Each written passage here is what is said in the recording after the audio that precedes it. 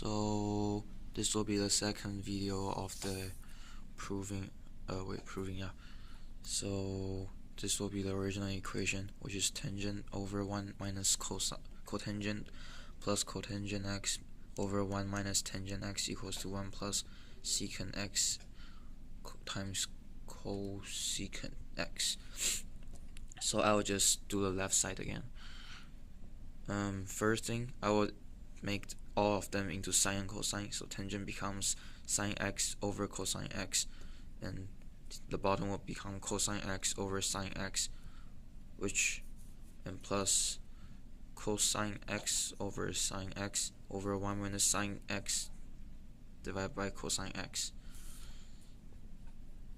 And the next step, I want to have a common denominator, so the one will become sine x over sine x, and here will become cosine x over cosine x, and then combine them.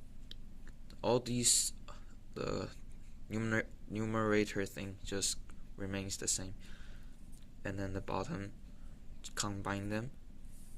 So it will become sine x minus cosine x over sine x, and cosine x minus sine x over cosine x.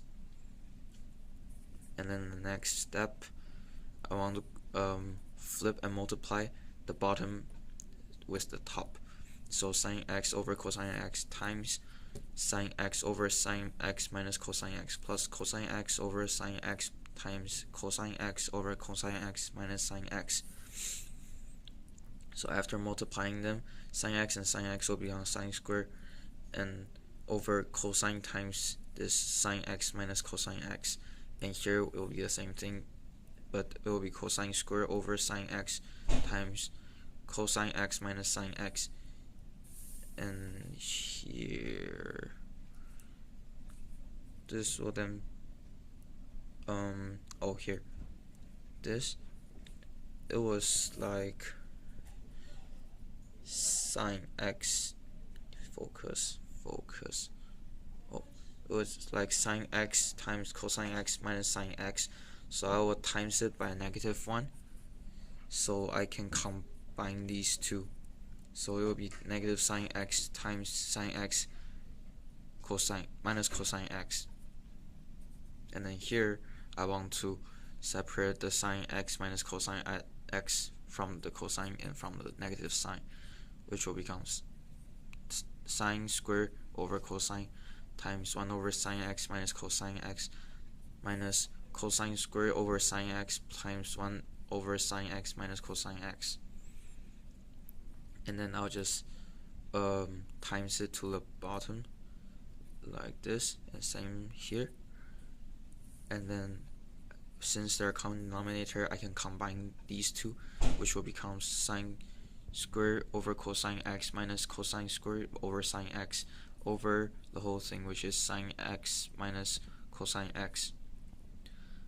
And then I want the common denominator on the bottom, so I can combine these two, which will become cosine x sine x minus,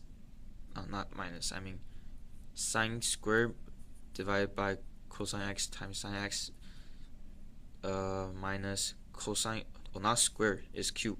Yeah, sorry, I have a mistake here. Because I'm trying to have a common denominator, I will times sine on top and the bottom, and cosine on the top and the bottom here. So which will become sine cube over cosine x sine x minus cosine cube over cosine x sine x. And it will just go right here, will become the I will take this thing out, like sine x minus cosine x, and then here there's cube identity, I guess, which is when sine cube minus when a cube minus b cube, it can be turned into a minus b times a squared plus ab plus b squared. So this can just apply to here. So sine cube minus cosine cube will become sine x minus cosine x times sine squared plus sine cosine plus cosine squared. and over the whole thing times this. And see here, sine x minus cosine x can just be cancelled out with this, the thing that we separated out from the cube identity. So after canceling these, and it only left us with this, which is sine squared plus sine times cosine plus cosine squared. And then another identity is that sine squared plus cosine squared equals to 1. So sine squared plus cosine squared will just becomes 1 right here, and we can just put down sine x times cosine x down here and let the denominator. And then we want to separate this out.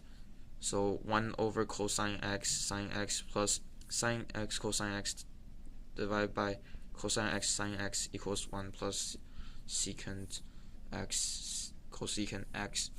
And then 1 over cosine times sine will just become secant times cosecant, and these will cancel out. The sine will cancel out, and cosine will cancel out, which will become 1.